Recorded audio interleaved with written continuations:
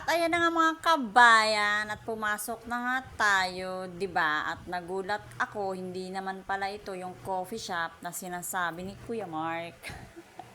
Iba pala ite. Korean store pala to.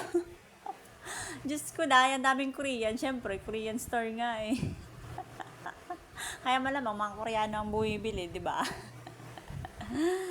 Ayan, ang dami mga Korean. Sabi ko sa anak ko, ano na, anong gusto mo dyan? O, diba? Ang swerte ng mga bata ngayon, eh, no? Tinatanong ko anong gusto. Tapos bilang anak, 'di ba? Bilang anak na busy kaka-cellphone, syempre sabi niya wala. O di salamat, 'di ba? At least walang gastos. 'Di ba? 'Yun ang maganda. Kapag nagsabi sila ng wala, yun nga lang, pagdating sa bahay, 'di ba? Alam niyo na. Hahanapin ko ano yung wala. O kaya sasabihin, 'di ba yung nakita ko dun sa ano, yung ganito, yung ganyan. Tapos wala kang binili. Tapos ayan yung strawberry juice ko, dai.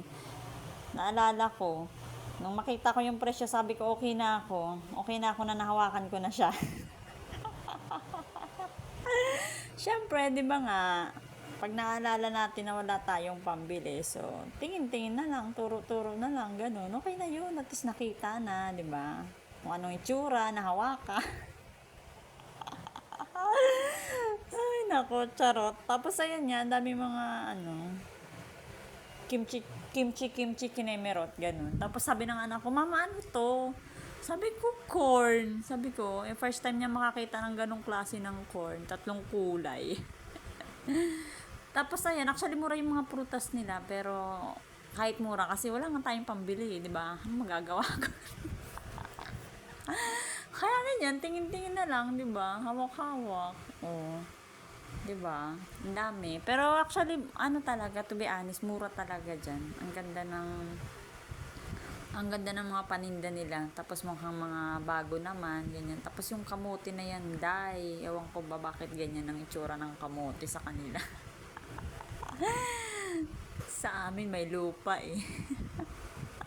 Ayan yung peach. Sabi ko sa anak ko, nak, yan ang hitsura. Yan ang itsura ng peach, nak. Sabi kong gano'n. Sabi ko, gusto mo? Sabi niya, ayoko mama. O di, salamat, 'di ba?